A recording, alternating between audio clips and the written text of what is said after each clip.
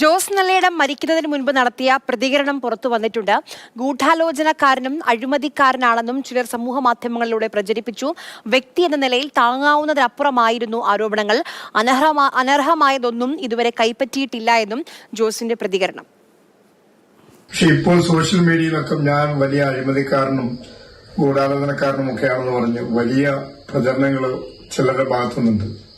എന്നെ സംബന്ധിച്ച് പൊതുസമൂഹത്തില് ഒരാളുടെ പോലും ഒരു അനർഹമായ കാര്യങ്ങൾ നാളിതുവരെ കൈപ്പറ്റാതെ പൊതുപ്രവർത്തനം നടത്തിയിട്ടുള്ള ഒരു വ്യക്തിയാണ് ഞാൻ.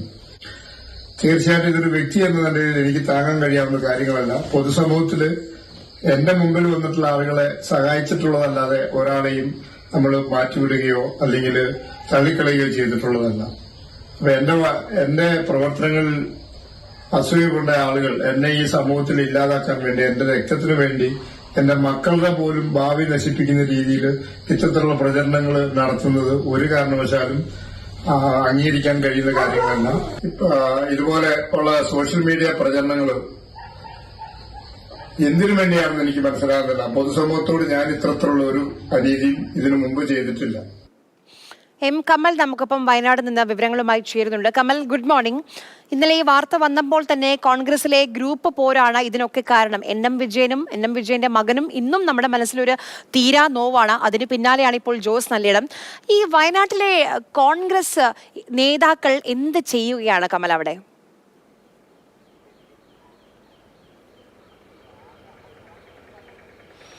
ആര്യ, അത് വളരെ പ്രധാനപ്പെട്ട ഒരു ചോദ്യമാണ്. കോൺഗ്രസിലെ ഗ്രൂപ്പ് വഴക്കിൽ ഇപ്പോൾ ഒരു മൂന്നാമത്തെ അല്ല, അതിന് മുൻപ് കുറച്ചു വർഷം മുൻപ് മാനന്തവാടിയിൽ ഒരു മണ്ഡലം പ്രസിഡന്റ് പാർട്ടി ഓഫീസിൽ ആത്മഹത്യ ചെയ്ത സംഭവം ഉണ്ടായിരുന്നു. അത്തരത്തിൽ ഇത്തരം സംഭവങ്ങൾ ആവർത്തിക്കപ്പെടുകയാണ്.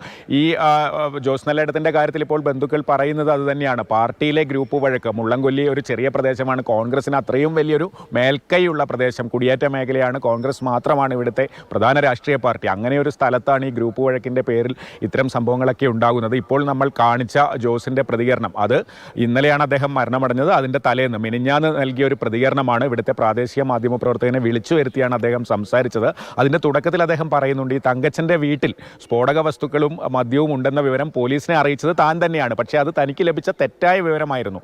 അതിർത്തി പ്രദേശത്തെ ഒരു മെമ്പർ എന്ന നിലയിൽ ഇത്തരത്തിലുള്ള പല വിവരങ്ങളും പോലീസിനെ അറിയിക്കാറുണ്ട്. അത്തരത്തിൽ അറിയിച്ചതാണ്. പക്ഷേ നിജസ്ഥിതി അന്വേഷിച്ച് അത് തെളിയിക്കേണ്ടത് പോലീസായിരുന്നു. അത് തെറ്റായ വിവരമെന്ന് പിന്നെയാണ് തനിക്ക് മനസ്സിലായത്. പക്ഷേ പോലീസ് ഒരു അന്വേഷണവും നടത്താതെ തങ്കച്ചനെ പ്രതിയാക്കി റിമാൻഡ് ചെയ്ത് ജയിലിൽ അടച്ചു. അതിൽ തനിക്ക് ഉത്തരവാദിത്തമില്ല. താൻ ആ വിവരം അറിയിച്ചു, പല വിവരങ്ങളും മുമ്പും അറിയിച്ചിട്ടുണ്ട്. പക്ഷേ അതിൻ്റെ പേരിൽ നടത്തുന്ന പ്രചാരണങ്ങൾ തനിക്ക് താങ്ങാവുന്നതിലപ്പുറമാണ്. 50 ലക്ഷം രൂപയോളം ബാധ്യതയാണുള്ളത്.